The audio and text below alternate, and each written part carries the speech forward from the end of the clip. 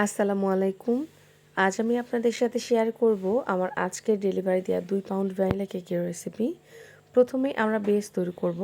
এজন্য একটি শুকনো চাল নিতে দিলাম 1 কাপ ময়দা, 2 টেবিল চামচ কর্নফ্লাওয়ার, 1 চা চামচ বেকিং পাউডার, আধা চা চামচ বেকিং সোডা, 1 চিমটি লবণ। এবার এই সব শুকনো উপকরণ আমরা খুব ভালোভাবে চেলে নেব।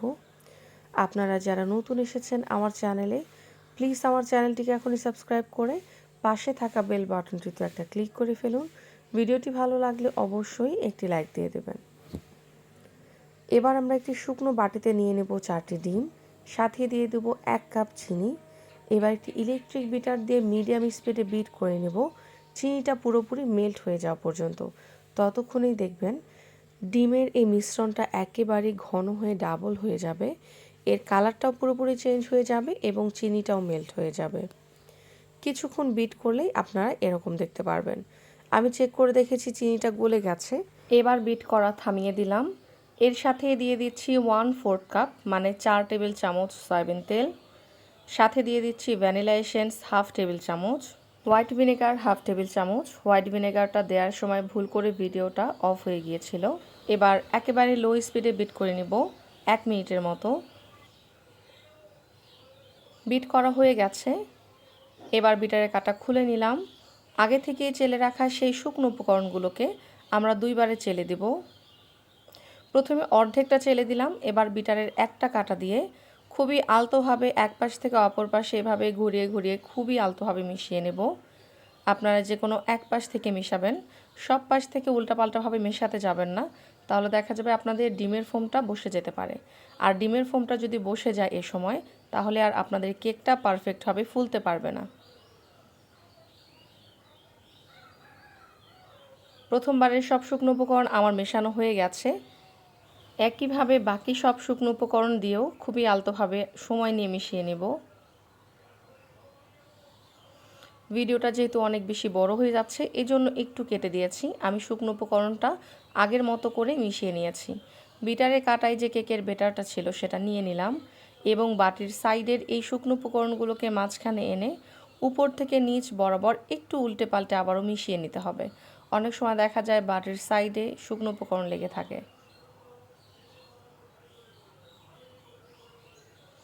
অনেক বেশি সময় নিয়ে মেশাতে হবে না, যখন বুঝে যাবেন মেশানো হয়ে গেছে ব্যাস থেমে যাবেন। আমার শুকনো উপকরণটা খুব ভালোভাবে মেশানো হয়ে গেছে। বেটারের ঘনত্বটা দেখতে ঠিক এরকম হবে। এই কেকটাকে আমি বেক করব 9 ইঞ্চের স্কোয়ার মোল্ডে। আপনারা একটা মোল্ডে বেক করতে পারবেন, আমি হাফ হাফ করে 2টা মোল্ডে বেক করব। আমি যখনই আমার ওভেনে উঁচু কোনো কেক বেক করি, মানে একটা মোল্ডে সব বেটার দিয়ে বেক করি, কেকটা বেক হতে অনেক বেশি সময় চলে যায় এবং কেকের উপর আর সাইড অনেক সময় হার্ড হয়ে যায়। এজন্য আমি কেকটাকে 2 বারে বেক করব। এতে করে দেখা যাবে খুব তাড়াতাড়ি কেকটা বেক হয়ে যাবে। কেকের ভেতরে যেরকম সফট থাকবে, কেকের উপর আর সাইডেও সেরকমই সফট থাকবে। তো আমি অর্ধেকটা বেটার কিচেন স্কেল দিয়ে মেপে এখানে দিয়ে দিলাম।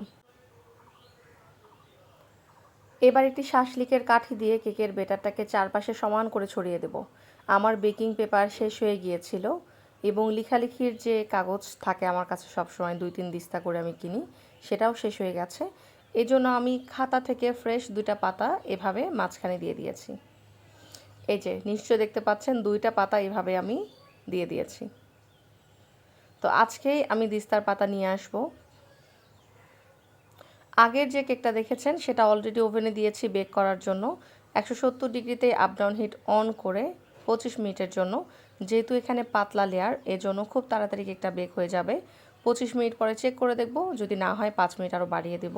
একইভাবে এই কেকটাও আমরা বেক করতে দিব। তো কেক বেক হতে থাকুক, ততক্ষণে আমরা এদিকে কেকের ক্রিম তৈরি করে নিয়েছি। কেকের ক্রিম কিভাবে তৈরি করতে হয় সেটা অলরেডি আমি অনেক দেখিয়েছি এর আগেই, আর আপনারা আমার চ্যানেলে গেলে প্রথমেই দেখতে পারবেন কেকের ক্রিমের টিউটোরিয়াল।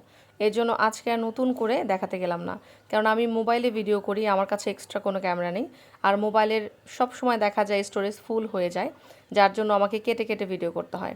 তো কেকের এই যে পাতলা লেয়ার দুটা, এই দুটার উপরের পাতলা অংশ কেটে আমি এভাবে সরিয়ে নিচ্ছি। এবার কেক ডেকোরেশনের জন্য আমি নিব একটা 12 ইঞ্চের বোর্ড। বোর্ডের উপরে সামান্য একটু ক্রিম দিয়ে দিচ্ছি। কেকটা বেক করেছিলাম 9 ইঞ্চের মোল্ডে, আর বোর্ড নিয়েছি আমি এখানে 12 ইঞ্চের, 3 ইঞ্চের তফাৎ রেখেছি। বোর্ডের উপরে একটু ক্রিম দিয়ে তার উপরে কেকের একটা লেয়ার দিলাম, তার উপরে দিয়ে দিচ্ছি সুগার সিরাপ। সুগার সিরাপ কীভাবে বানাতে হয় সেটা অলরেডি এর আগে শেয়ার করেছিলাম, আজকে আবারও নতুন করে বলে দিচ্ছি। হাফ কাপ ফুটন্ত গরম পানিতে 1/4 কাপ চিনি মিশিয়ে সুগার সিরাপটা বানিয়ে নিয়েছি। সুগার সিরাপটা দেওয়া হয়ে গেলে তার উপরে দিয়ে দিচ্ছি ভিভো হুইপড ক্রিম।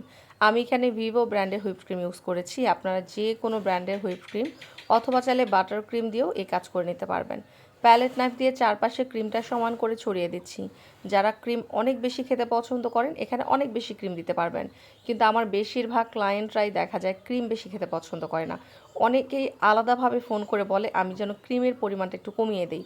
যেহেতু কেকের লেয়ারেও ক্রিম থাকে, আবার পুরো কেকটা কোট করা হয় ক্রিম দিয়ে, এজন্য একটু কম করে লেয়ারে ক্রিম দেই।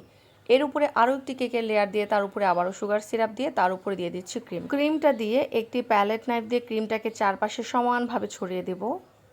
এই সময় আমরা বেশি ক্রিম নিব না, অল্প একটু ক্রিম দিয়ে পুরো কেকটাকে কোট করে ফেলবো, কেননা কিছুক্ষণ পরেই আমরা আবারও এক্সট্রা ক্রিম দিয়ে পুরো কেকের উপরে পারফেক্ট ফিনিশিং নিয়ে আসবো। এখন আমরা করে নিচ্ছি ক্রাম কোটিং, মানে কেকের গুঁড়িগুলো যেন কেকের সাথে সেট হয়ে থাকে, এটাকেই বলা হয় ক্রাম কোটিং। ক্রাম কোটিং করা হলে কেকের উপরে যখন আবারও এক্সট্রা ক্রিম দিয়ে ফিনিশিং আনবো আমরা, তখন আর কেকের গুঁড়ি ক্রিমের উপর উঠে আসবে না। ক্রাম কোটিং করার পর অবশ্যই কেকটাকে নর্মাল ফ্রিজে রেখে দেবেন 30 থেকে 40 মিনিটের জন্য। এরপর এর উপরে ইচ্ছে মতো যে কোনো কালারের ক্রিম দিয়ে কোট করে ফেলবেন। তো আমি এখানে পিঙ্ক কালারের ক্রিম দিয়ে দিচ্ছি। এটা ছিল রেডম্যানের semi gel colour, cherry red colour. Cherry red colour whipped ক্রিমের সাথে বিট করে কালারটা মিশিয়ে নিয়েছি। এবার আমি পুরো কেকটা এই কালারের ক্রিম দিয়ে কোট করে ফেলবো।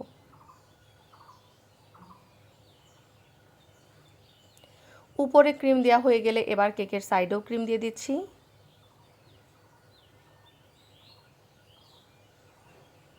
কেকের সাইডে যখন সবখানি ক্রিম দেওয়া হয়ে যাবে, এবার আমরা কেকের সাইডটাকে সমান করে নেব। কেকের সাইডটা সমান করে নেওয়া হয়ে গেলে এবার কেকের উপরটা সমান করে নেব। কেকের উপরটা সমান করার সময় ব্রেড নাইফে যে এক্সট্রা ক্রিমটা উঠে আসবে সেটা একটা বাটিতে মুছে নেব। আর যেখানেই মনে হবে ক্রিমের প্রয়োজন আমরা একটু করে ক্রিম দিয়ে দিব।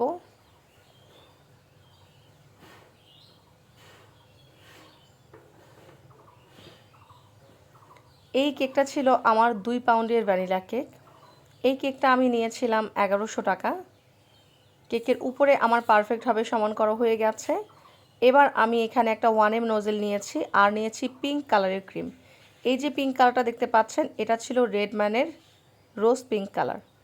রোজ পিঙ্ক কালারটাকে একটু বেশি করে দিয়ে বিট করেছি।